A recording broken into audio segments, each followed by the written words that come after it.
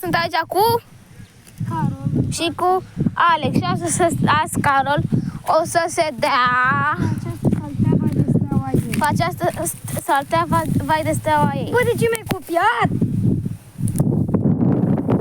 Stați așa ca să prind cadru.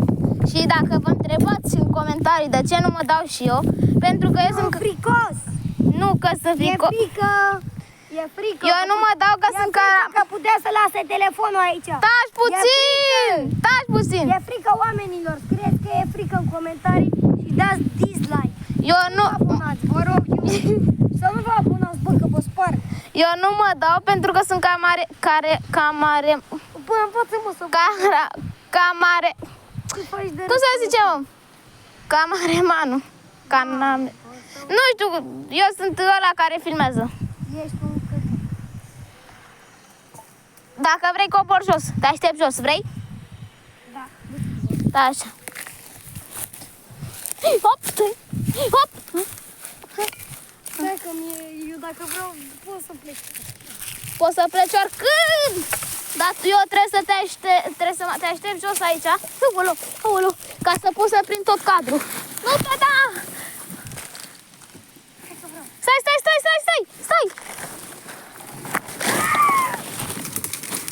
N-a fost mare brânză. Dar de ce te-ai dat fix când... N-a fost mare brânză, nu este așa prieten. Scrieți cu toți în comentarii că este fricos. Sunt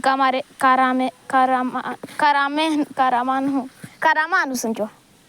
În sfârșit ai învățat să vorbi. Caramanu. Bă, mai mă dau. Să vedeți că mai se dă. Dacă vreți o să facem și partea a doua când o să mă dau și eu cu el. Păi cum că nu mai avem saltele? Sau o să ne dăm pe aia mare. Păi nu mai avem cum să o luăm. Hai că mai vreau să mă dau.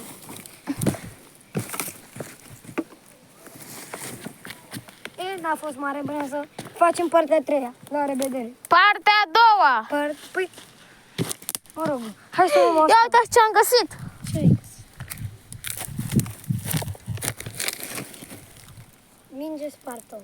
Nu e sparte de suflată.